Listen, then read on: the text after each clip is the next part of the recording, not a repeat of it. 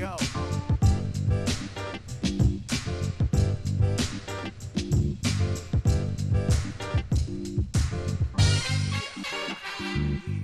Left off. Nothing personal word of the day for Wednesday, July 7th, 2021 is left off.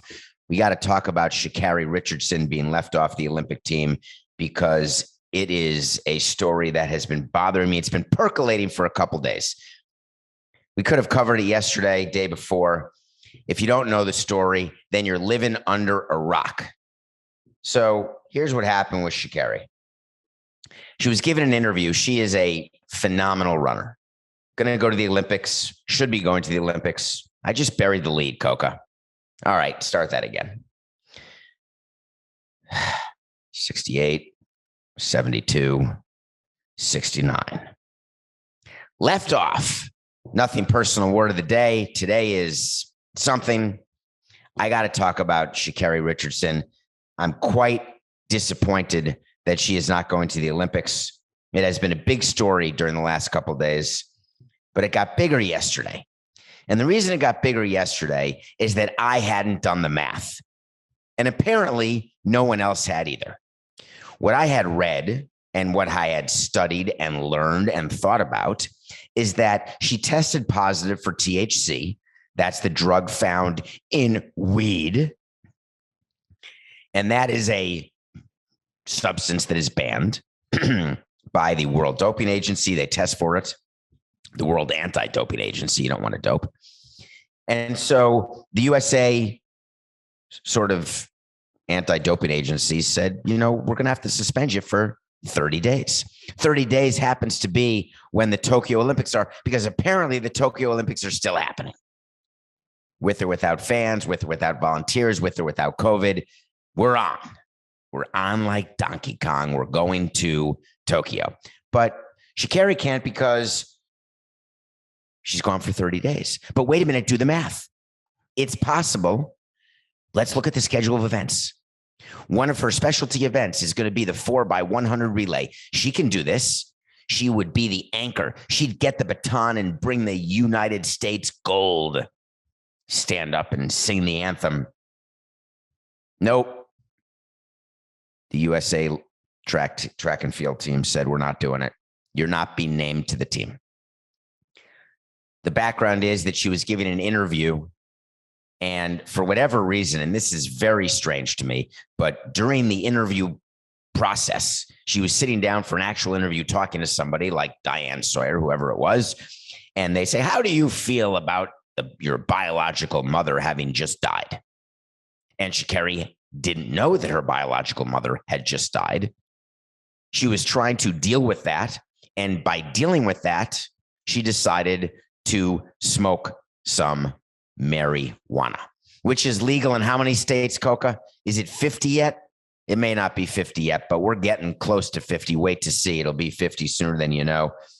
But according to the United States track and field, according to the World Anti-Doping Agency, according to the Olympic body, the Olympics, they came down from the mountain and they said marijuana is only legal in 19 states right now.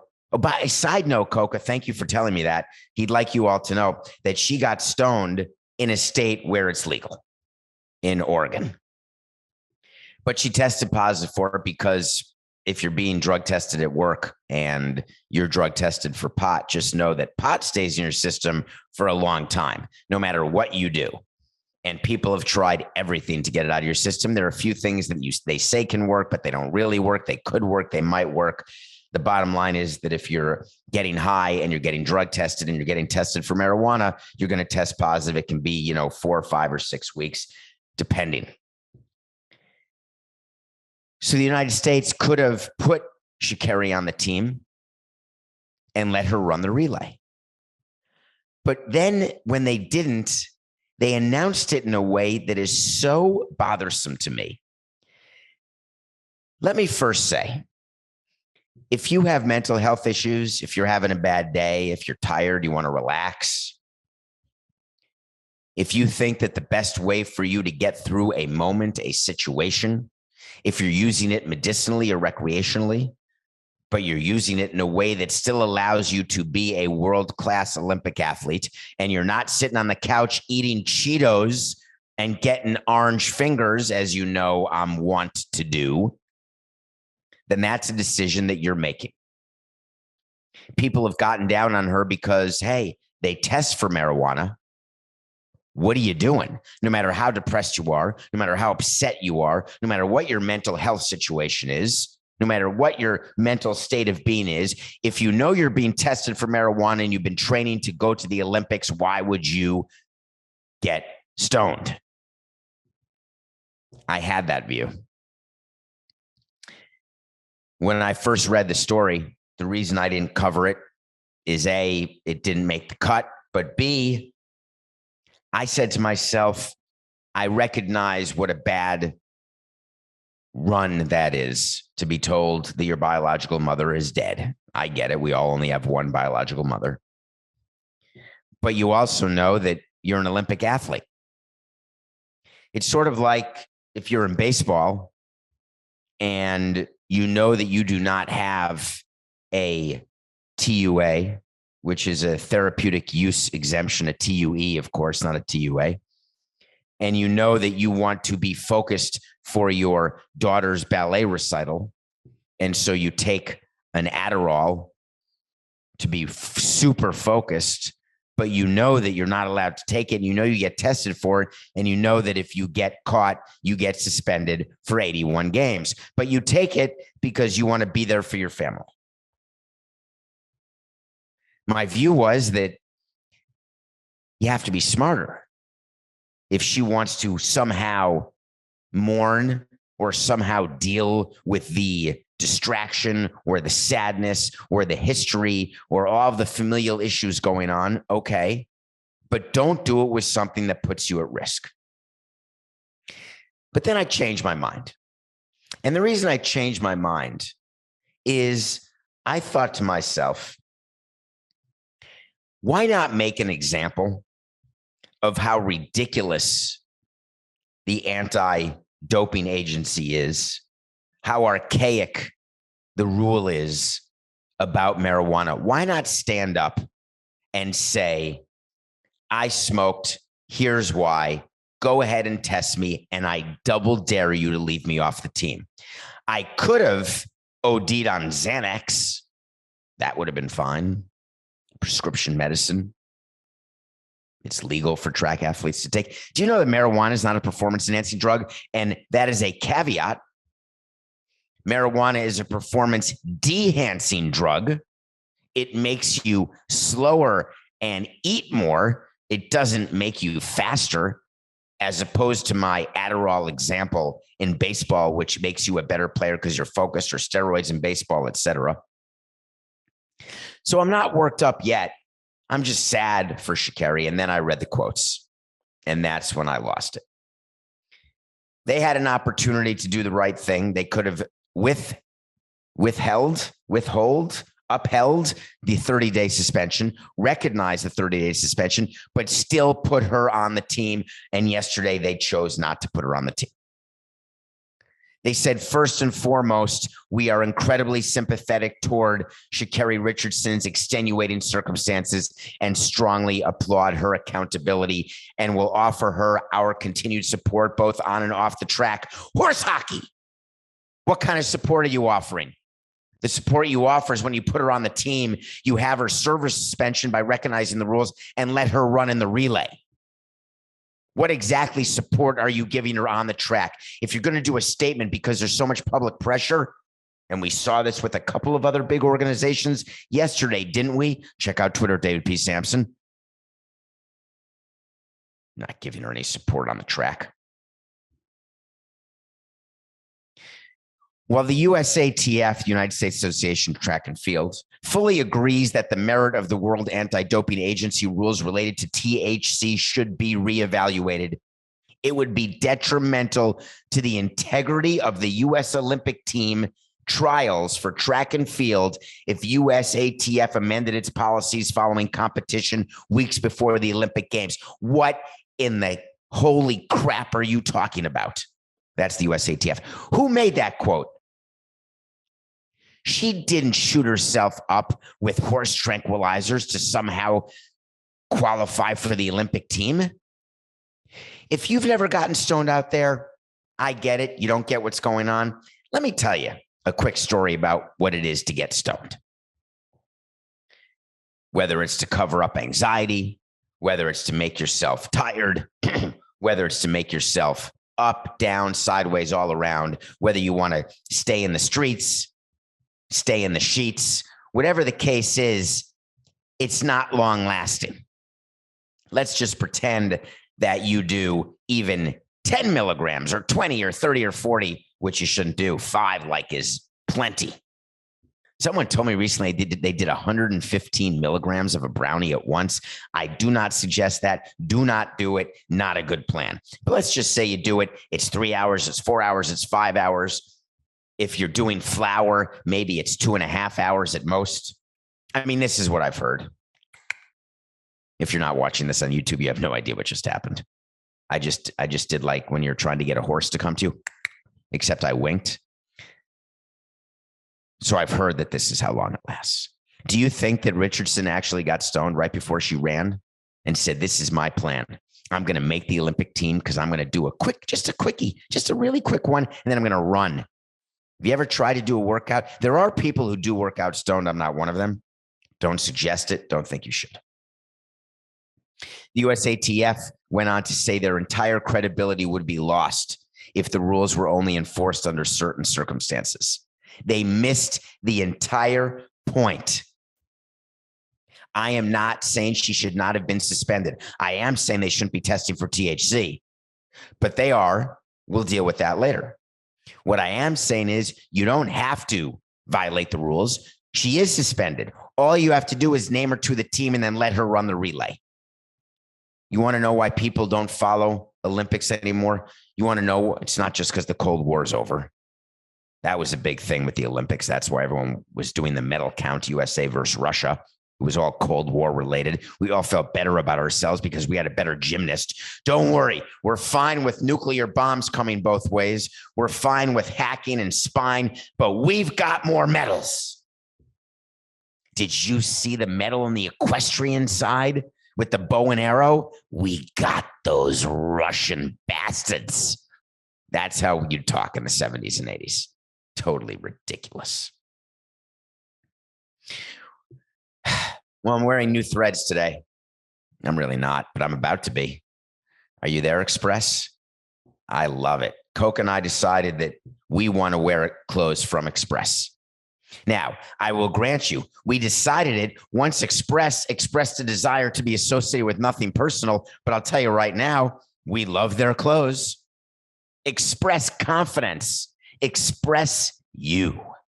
Express is all new and all about you with a fresh mix of casual, versatile, and super comfortable clothes. Not just comfortable clothes, not just really comfortable clothes. We're talking super comfortable clothes. Wedding season is back. All right. It's from Wedding Crashers. Wedding season is back because COVID's over, I guess, so we can all go to weddings again. And if you're looking to stand out, then fit right into some Express suits. They've got chambray, linen, seersucker, and luxe comfort knit. Or if you need some cookout attire, Express Essentials has you covered. Tees, polos, graphic tees. I don't think graphic tees like they're dirty. I think tees are plain and graphic tees have words on them. Be on the lookout for great summer deals. Please go to express.com. You can support Nothing Personal the way Express is. We're about to get a vat of clothes, which we're going to wear. We're going to give away. We're going to do stuff with. That's if CBS is doing its job correctly, and that's obviously up for grabs. Express confidence, express you. I've got some expressions to make. I'm good. I watch a lot of baseball, and I know that my stuff plays. That's an expression we use in baseball. Does his stuff play? Is that stuff going to play? That means when you're watching a pitcher, are his pitches going to play at the big leagues? You're watching the hitter. Does that swing play? Does that bat play? That speed plays. That glove plays. That arm plays.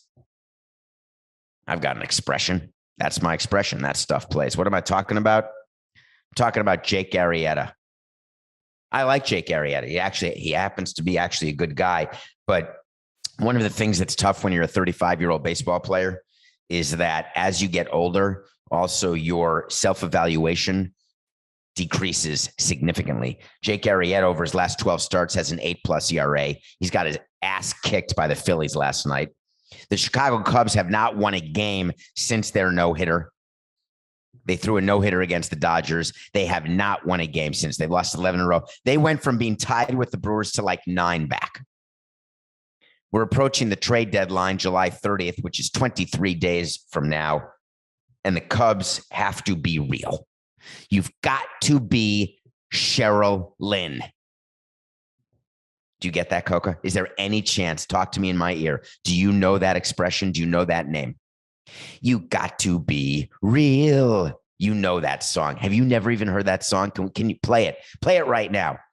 But you can only play it for like 5 seconds, so I'll just sing it. You've got to be real. Whatever. You got to be real about your team. The Cubs have a situation. Chicago's an interesting place, right? If you think about what's going on in Chicago, we're going to talk about the White Sox after because I want to talk about both the White Sox and the Cubs. And I got to thinking about this when I did a radio show in Chicago the other day. And I always think about the Cubs. I always follow the Cubs because I have such a great memory of beating the Cubs in 2003. I know the Cubs have won it in 13 years later, so they don't care about 03, but I still care about 03 because it was so much fun to watch them suffer. The insufferable Cubs fans suffer. Is there anything better than that? So they were supposed to have a bad year, and then they were having a good year. Now they're having a bad year. And the question is, what do you do?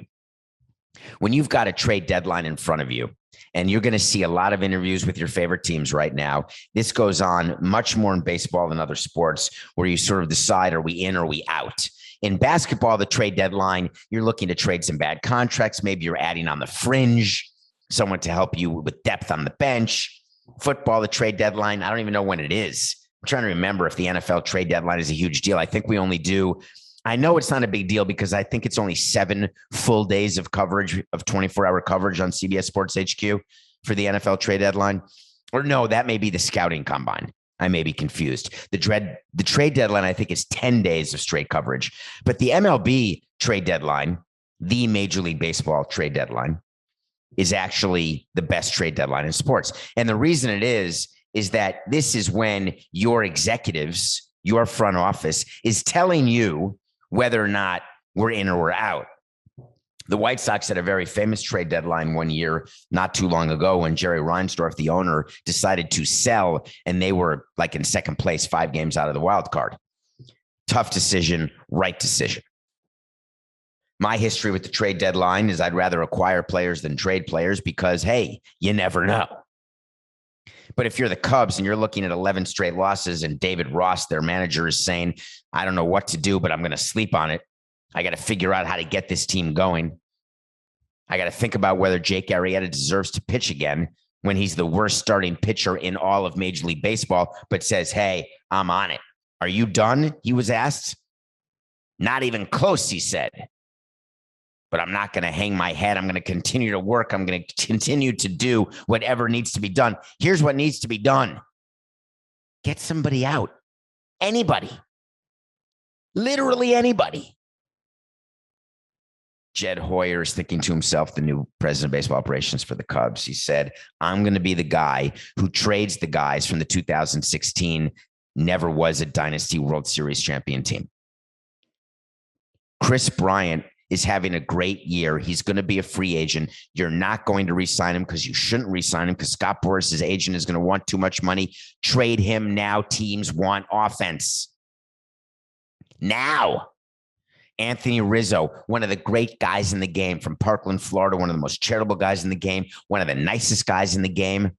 Trade him now, not later, now. Jake Arrieta, release him now. What are you doing? Here's what we do when we're out of the race. You get rid of the veterans and start developing and giving big league experience to your younger pitchers in your farm system. See if they can handle the big leagues, because you've got 80 games of a test so you can start planning your next season. It totally sucks if you're Chicago. I get it. But you've got to start thinking about 2022. 2021 is FINISHED. Jed Hoyer, you are paid to make the tough decisions. Make them now. Put your players out there and get the best deal you can for your impending free agents, because you know what your payroll is, because Theo told you. He told you before he left what was happening next year. You know exactly who fits in and who doesn't. You know exactly which long-term contracts, Jason Hayward, you have and which you can get rid of because they're going to be impending free agents. Do you think he'll do it? Here's why I think he's actually not going to do it. Because it is so brutally hard to trade franchise icons if your name is not David Samson. People are worried. How are they going to look? What is my reputation going to be? Are people going to talk about me behind my back? Are people going to think I'm a bad executive? You gave the Cubs a World Series in 2016. You'll never buy another drink again. Unless, of course, there's a Janet Jackson situation. What have you done for me lately? Dun-dun-dun, dun-dun-dun, dun-dun. How come Theo gets that, but Jed Hoyer won't? Jed Hoyer had just as much to do with the World Series in 16 as Theo did. But now Jed's going to be associated with trading of the guys, so now he's going to have to buy his own drinks? It's not fair. It's not right. Do you think Cubs fans are jealous of White Sox fans? It's amazing. For whatever reason, North Side, South Side, and Chicago, everyone looks down on White Sox fans. Oh, you're a White Sox fan? You must be from the South Side. You must be. And being from the North Side, there's some richer suburbs in the North. As you head towards Wisconsin, you've got, I can't think of them right now, Highland Park. I think that's where Breakfast Club takes place, at a school around there. The John Hughes movie. Coke, have you ever heard of the Breakfast Club? Because I'm stopping the show if you haven't. I'm that sort of grumpy about your age right now. Have you seen the Breakfast Club? I can't hear you. Hello? Hello, Coca. You have? Okay, good. That was filmed in Illinois. So the White Sox are sort of the ugly stepchild of the Chicago sports fans. They never draw like they do at Wrigley at the, I don't even know what it's called. It used to be called the Link, the U.S. Century Link, the Century Link. It could be called Guaranteed Rate Field, but that is not really in my mind. The White Sox have been in the news because of Tony La Russa. They hired Tony La Russa, but they're in the news yesterday again because yet another one of their players got hurt. They've been dealing with injuries like other teams, but major injuries. 4 out of their starting 8 from opening day are out for significant time. Grandal, the overpaid catcher they signed, who's been fine. He tore something in his knees out till August. Eloy Jimenez, remember the left fielder?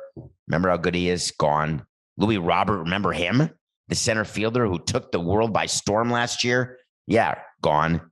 Nick Madrigal, that young player, second baseman, see you later. Guess where the White Sox are? They're in first place. So what's interesting to me about the difference, if you are running the White Sox and you're Rick Hahn and Kenny Williams, and you are running the Cubs and you're Jed Hoyer, is you don't look at who's healthy. You don't look at who's starting for you. You don't look at which free agents you signed have done well. You don't look at the fact that you called up this great sensation. Remember Yermin Mercedes?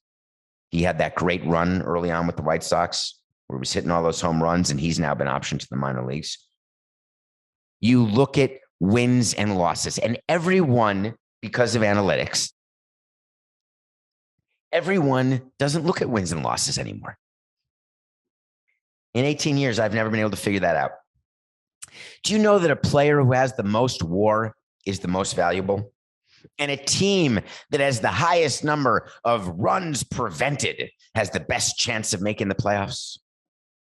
the team with the best defensive zone rating and the best with runners in scoring position, 2 outs, no one on after 8 o'clock in the Central Time Zone. If you have a winning record in that situation, we love you. If you're a pitcher who's 3-18, your ERA is 4.2, but your expected ERA was 2.7, we're going to sign you. I'm not old. I'm not grumpy. I like winning. Because do you know how you make the playoffs in October? Not by having the top-rated offense or the top-rated defense or the top-rated runs prevention or defensive zone or whatever the hell else. By having the most wins. That's how you get into the playoffs. Chicago White Sox may have the worst manager in baseball, the oldest manager in baseball, the guy who almost lost the clubhouse. They may have people starting and playing who you've never heard of. They may have a regressive season by the MVP last year, Jose Abreu. They're in first place. Oh, they're in a crappy division. That's what people will say. The Central Division stinks. Cleveland's outplaying themselves, by the way, without Lindor. But the Central Division in general, who cares? That's what we look at. We are in first place in our division. We are looking at our schedule. We know who we play when we play them. Yeah, it's true. Detroit's played better. They're not going to catch us. The Royals, done. Indians, Twins, selling. The White Sox are going to win their division. Add Mortimer, add. Cardinals, not playing well. Should be playing better. Could be playing better. May play better. Brewers, playing great, top pitching staff. Look at your division. Cubs, sell. White Sox, buy. Now. It's going to be interesting. I'm actually, you know what? Pick of the day today. Let's go White Sox over Twins. I was thinking about who to pick. Lance Lynn. And do you remember how the White Sox got Lance Lynn? One of those offseason trades that no one talks about because no one cares about because he played in Texas. There were 60 games. No one's heard of him. And the guy, meanwhile, is consistent, plays, pitches every day, every 5 days, doesn't miss a start and gets people out. He's been phenomenal. He's an all-star, I think. Is he an all-star, Coca? He's pitching tonight against Michael Pine-Tar Pineda. The Twins, what a disappointment. They were my pick to win the division. We're 92-69 because the Bucks lost because Giannis played. Yes, I actually said that. And I'm not angry that I lost the wait to see that Giannis played on Monday because I said that Giannis would miss the first 2 games. Wait to see is when I tell you something's going to happen. And when it doesn't, I say it. I said Giannis was going to miss the first 2 games. Giannis played 35 minutes, 17 boards. The Bucks lost by 13 to CP and the rest of the Phoenix Suns. We're 92-69. I think the Bucks would have not lost by more than 5.5 points if Giannis hadn't played. It's just a different team when Giannis plays. And I'm not saying that Giannis isn't one of the best players in the game. I'm saying that there's something that happens with Lopez and Middleton when they're not standing around watching Giannis. That's all I'm saying. That wait to see was an absolute terrible. They lost by 13. The game ended like at 2:30 in the morning. God, those finals games start late. I really wish I lived on the West Coast.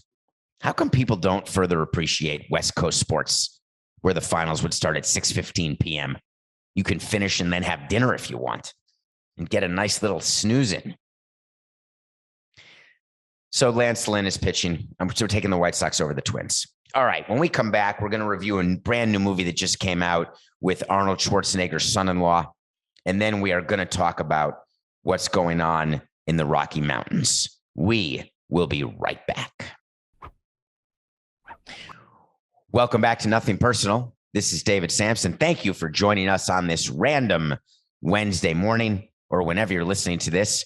We appreciate that you download and subscribe to Nothing Personal and that you follow. We do need you to review. For some reason, we don't even have 2,000 ratings, and we've got to get to 10,000 ratings, but we got to start that by getting to 2,000 ratings.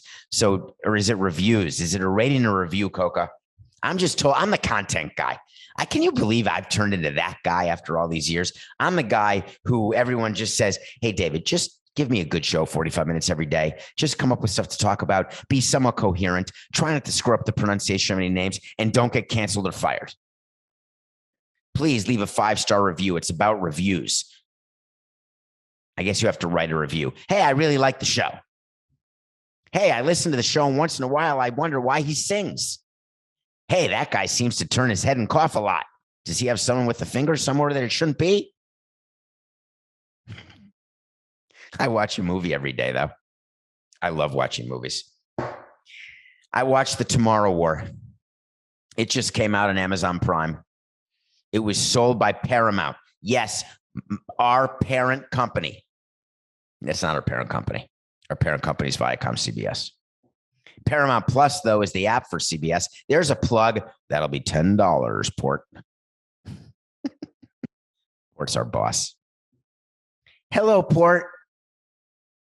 What are the odds, Coca, he sees that? Yeah, I agree with you. Okay. So The Tomorrow War gets sold by Paramount because it can't be released in theaters, so they sell to Amazon.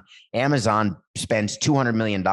So Paramount says, hey, we got our money back. We're doing well. Good investment. Amazon says, we're doing more than getting our money back because people are watching Prime. They're subscribing to Prime. They're using Prime to buy crap, and all the people who are making corrugated boxes are getting rich. Chris Pratt, I'm watching the entire movie, 139 minutes, and all I keep thinking about is Leslie Mann. Yeah, the Leslie Mann from Knocked Up. The Leslie Mann from This Is 40. The Leslie Mann, the wife of Judd Apatow. That Leslie Mann, the one who acted with Paul Rudd. I'm lucky enough. Paul Rudd is a huge Kansas City Royals fan, lucky enough to have spent some time with him watching a World Series game. Very, very good guy. I don't mean that to be a flex. Like just Paul Rudd. Some stars are jerks. Some are cool guys. Paul Rudd happens to be a really good guy. Paul Rudd and Chris Pratt are the same guy. I don't know how it happened, but I'm watching The Tomorrow War, and all I keep thinking about is Arnold Schwarzenegger and Paul Rudd. Chris Pratt is no longer married to the house bunny. He's now married to Katherine Schwarzenegger, who is Arnold Schwarzenegger's daughter, which means his father-in-law is Arnold. And he looks like Paul Rudd, sounds like Paul Rudd, acts like Paul Rudd in The Tomorrow War. This is the Chris Pratt from the Guardians of the Galaxy and the Avengers and all those other movies. The Tomorrow War is a concept that is awesome. Aliens are in the future wiping out mankind. Somehow a time machine's been invented, and they take people from the present, put them in the future, fight the aliens, and then come back to the past, figure out how to kill the aliens, and then kill them before they can start. What's interesting about it to me is that somehow the first 20 minutes of the movie is about Chris Pratt and his 9-year-old daughter. And somehow he goes to the future, and guess who's there? Yeah, his grown-up daughter. And she's a badass. What are the odds? People are saying it reminds them of Aliens, reminds them of Terminator, whatever. It didn't remind me of anything. It's called The Tomorrow War. And here's when I suggest you watch it. The day after tomorrow. Get that? That's what you should watch instead. I never wanted our managers ever under any scenario to talk about players being traded or not being traded. Ever. Don't do it. When the trading deadline is coming, we would say to our managers, do not discuss any specific players because everyone could be traded. Some are more likely to be traded than others. That's the most that we would ever say as president or GM. Go back and GTS some of the quotes I gave. Are you going to trade whatever, Miguel Cabrera? That was before 07. I would say everybody could be traded, but some players are less likely to be traded than others, and I would put him in the less likely category until right the moment before he's traded, and then he goes from less likely right to guaranteed. Did anyone see on TikTok this hack that when you see 50% chance of rain, listen, could you please get to my Twitter at David P. Samson, answer this question? If you're a meteorologist, and I don't mean like me, a amateur meteorologist, I mean a real meteorologist, could you please get back to me? When you tell me that there's a 50% chance of rain on Thursday, Doesn't that mean there's a 50% chance it's going to rain and a 50% chance it's not going to rain? Someone told me on TikTok, on Mentos, that what 50% chance of rain means is that for 50% of the area of that zip code or of that city, 50% of that area, there is 100% chance of rain in 50% of the area. And that's what a 50% chance of rain means. Is that possible? Bud Black is the manager of the Rockies. The Rockies are hosting the All-Star game. The Rockies have one All-Star for now, German Marquez, who signed to a multi-year deal. All-Star pitcher, good young pitcher, by the way. And here's the terms of his deal. I just want to get it to you so it's in your head in baseball. So he makes $7.5 million this year.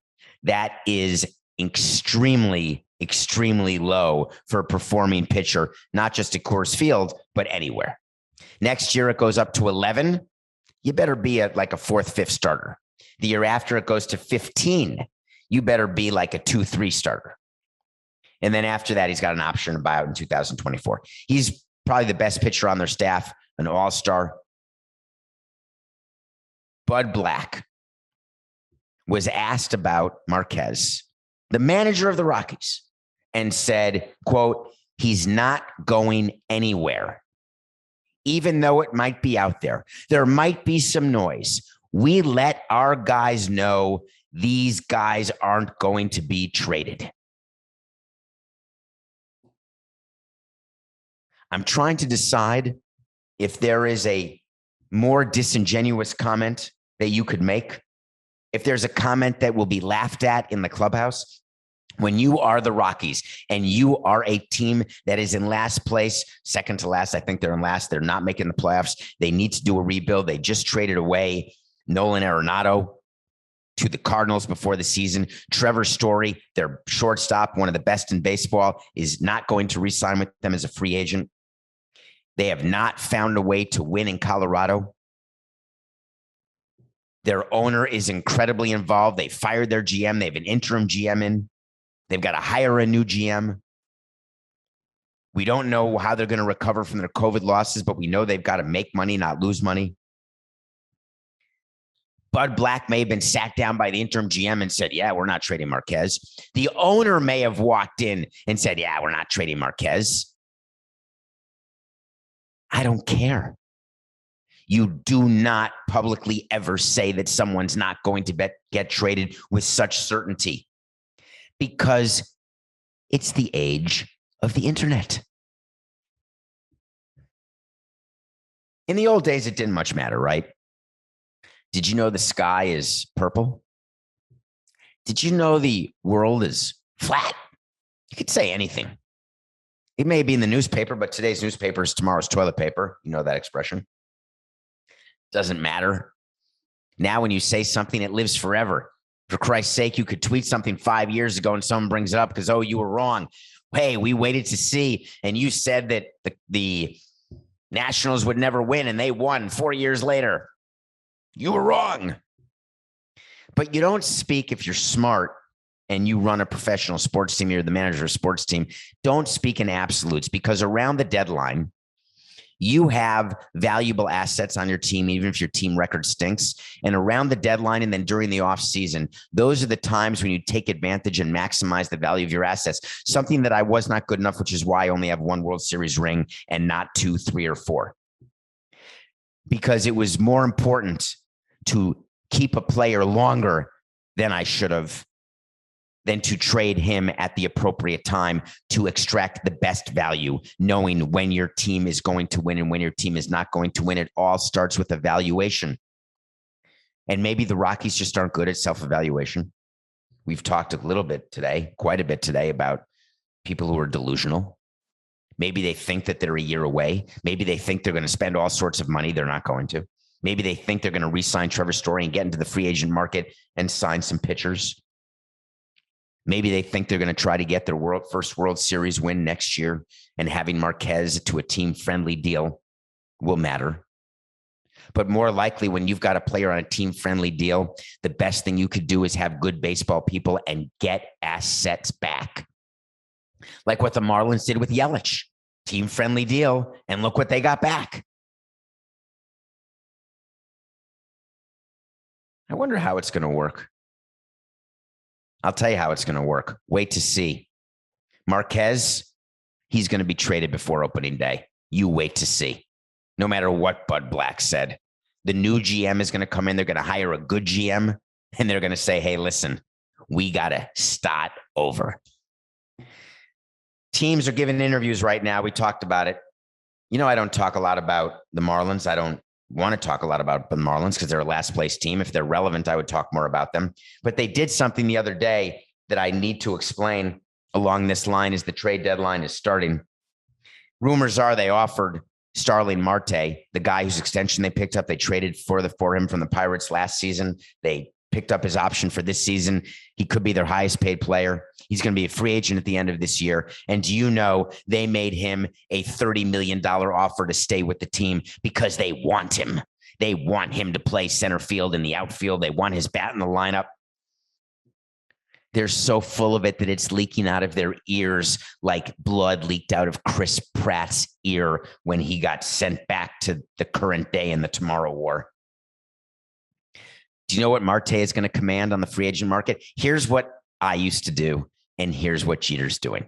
So I am not in any way criticizing Derek Jeter. Please keep that in mind, because I did it too.